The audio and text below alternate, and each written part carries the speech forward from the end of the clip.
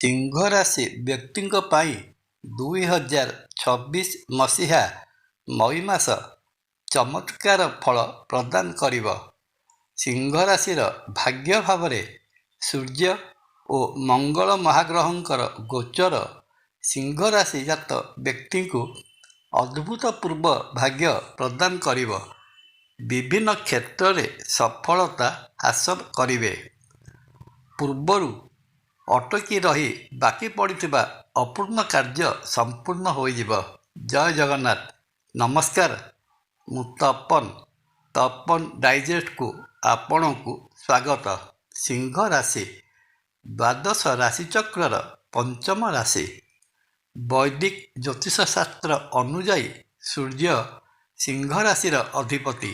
ମଇ ମାସର ପ୍ରଥମାର୍ଦ୍ଧରେ ସିଂହ ରାଶିର ଅଧିପତି ସୂର୍ଯ୍ୟ ସିଂହ ରାଶିର ଭାଗ୍ୟଭାବ ତଥା ନିଜର ଉଚ୍ଚ ରାଶି ମେଷ ରାଶିରେ ଅବସ୍ଥାନ କରୁଥିବାରୁ ଏହି ସମୟରେ ସିଂହ ରାଶି ଜାତ ବ୍ୟକ୍ତିଙ୍କର ଭାଗ୍ୟରେ ଅଦ୍ଭୁତପୂର୍ବ ପରିବର୍ତ୍ତନ ଦେଖାଯିବ।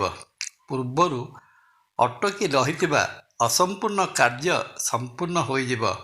ପ୍ରଚଣ୍ଡ ଆତ୍ମବିଶ୍ୱାସରେ ଭରପୂର ରହିବେ। ସମାଜରେ ମାନସମ୍ମାନ ବୃଦ୍ଧି ହେବ। ଦୈବ ବଳରେ ବଳୀୟାନ ହେବେ। ସନ୍ତାନମାନଙ୍କର କୃତିତ୍ୱରେ ସନ୍ତୋଷ ଲାଭ କରିବେ। ମଇ ମାସ 15 ତାରିଖ ପରେ ସିଂହ ରାଶିର ଦଶମ ଭାବ ବୃଷ ରାଶିରେ ସୂର୍ଯ୍ୟ ଓ ବୁଧ ମହାଗ୍ରହ ଏକତ୍ର ରହି ବୁଧାଦିତ୍ୟ ଯୋଗ ଘଟାଇଲେ କ୍ୟାରିୟର କ୍ଷେତ୍ରରେ ବୈପ୍ଳବିକ ପରିବର୍ତ୍ତନ ଆସିବ। କର୍ମକ୍ଷେତ୍ର ଅଥବା ଚାକିରିରେ ପ୍ରମୋସନ୍ ମିଳିବ। କମାଣ୍ଡିଂ ନେଚରର ହେବେ। ସହକର୍ମୀମାନଙ୍କ ଉପରେ ପ୍ରଭାବ ବିସ୍ତାର କରିବା ସହିତ ଉପରିସ୍ଥ ଅଧିକାରୀଙ୍କର ପ୍ରିୟପାତ୍ର ହେବେ। ମିଡ଼ିଆ ଜଗତ ସହିତ ସମ୍ବନ୍ଧିତ ବ୍ୟକ୍ତିବିଶେଷ ଏହି ସମୟରେ ଅଦ୍ଭୁତପୂର୍ବ ସଫଳତା ହାସଲ କରିବେ। ବାଣିଜ୍ୟ ବ୍ୟବସାୟ କରୁଥିବା ସିଂହ ରାଶି ଜାତ ବ୍ୟକ୍ତିଙ୍କ ପାଇଁ ମଇ ମାସ ବଡ଼ ଶୁଭଙ୍କର ମାସ ରୂପେ ସାବ୍ୟସ୍ତ ହେବ।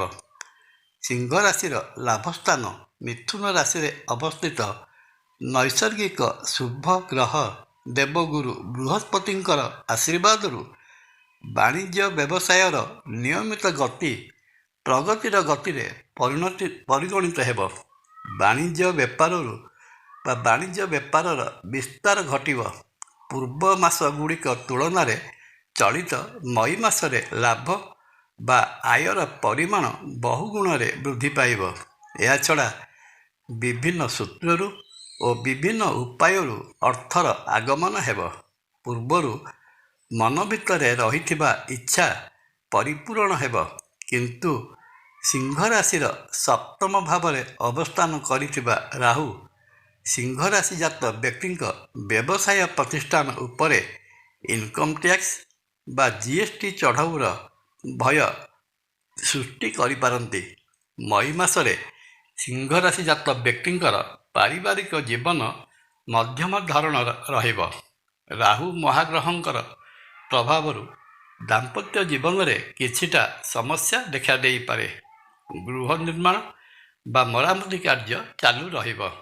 ଏହାଛଡ଼ା ପରିବାରରେ ମାଙ୍ଗଳିକ କାର୍ଯ୍ୟ ଅନୁଷ୍ଠିତ ହେବାର ସମ୍ଭାବନା ରହିଅଛି। ଲଭ୍ ଲାଇଫ୍ ବା ପ୍ରେମ ସମ୍ପର୍କରେ ରହିଥିବା ସିଂହ ରାଶିର ପୁଅ ଓ ଝିଅଙ୍କ ପାଇଁ ସମୟ ବେଶ୍ ଅନୁକୂଳ ରହିଛି। ପ୍ରେମ ଭାବରେ ସାତ୍ତ୍ୱିକ ଭାବର ପରିଲକ୍ଷିତ ହେବ। ପ୍ରେମ ବିବାହ କରିବା ପାଇଁ ମନ ବଳାଇଲେ ମଧ୍ୟ ବିବାହ କାର୍ଯ୍ୟ ସମ୍ପନ୍ନ ହେବାରେ ଅହେତୁକ ବିଳମ୍ବ ଲାଗି ରହିବ। ସ୍ୱାସ୍ଥ୍ୟ ଦୃଷ୍ଟିରୁ ଦେଖିବାକୁ ଗଲେ ଜଣାଯାଏ ମଇ ମାସଟି ସିଂହ ରାଶି ଜାତ ବ୍ୟକ୍ତିଙ୍କ ପାଇଁ ପ୍ରାୟତଃ ଠିକ୍ ଠାକ୍ ରହିବ। କିନ୍ତୁ ସିଂହ ରାଶିର ସପ୍ତମ ଭାବରେ ଅବସ୍ଥିତ ରାହୁ ଗଟ୍ ବା ଅନ୍ତନାଳୀ ଜନିତ ରୋଗ ଏବଂ ଚର୍ମଗତ ରୋଗ ସୃଷ୍ଟି କରିପାରନ୍ତି। ସେହିପରି ଅଷ୍ଟମ ଭାବରେ ଅବସ୍ଥିତ ଶନି ରାସ୍ତାରେ ଯାତାୟାତ ସମୟରେ ଦୁର୍ଘଟଣା ଘଟାଇବାର ସମ୍ଭାବନା ମଧ୍ୟ ରହିଅଛି। ଏତ ଗଲା ମୋଟାମୋଟି ଭାବରେ ସିଂହ ରାଶି ଜାତ ବ୍ୟକ୍ତିଙ୍କର ମାସିକ ରାଶିଫଳ। ମାସଟିରେ ରହିଥିବା ଅଶୁଭ ଫଳକୁ ଏଡ଼ାଇ ଶୁଭ ଫଳ ପାଇବା ନିମନ୍ତେ ପ୍ରତ୍ୟହ ପ୍ରାତଃସ୍ନାନ ପରେ ଉଦିତ ସୂର୍ଯ୍ୟଙ୍କୁ ଅର୍ଘ୍ୟ ପ୍ରଦାନ କରନ୍ତୁ ଏବଂ ଆଦିତ୍ୟ ହୃଦୟ ସ୍ତୋତ୍ର ପାଠ କରନ୍ତୁ। ଶ୍ରୀକ୍ଷେତ୍ର ପୁରୀରେ ବିରାଜିତ ମହାବିଷ୍ଣୁ ଶ୍ରୀ ଜଗନ୍ନାଥ ମହାପ୍ରଭୁଙ୍କୁ ଦର୍ଶନ କଲେ ସିଂହ ରାଶିଜାତ ବ୍ୟକ୍ତିଙ୍କର ରହିଥିବା ସମସ୍ତ ଦୋଷ ଖଣ୍ଡନ ହୋଇ ମନୋବାଞ୍ଛିତ ଫଳ ପ୍ରାପ୍ତ ହୋଇଥାଏ। ଜୟ ଜଗନ୍ନାଥ। ଭିଡ଼ିଓ ଭଲ ଲାଗିଲେ ଲାଇକ୍, କମେଣ୍ଟ ଓ ସେୟାର କରିବା ପାଇଁ ଅନୁରୋଧ। ନମସ୍କାର। ତପନ।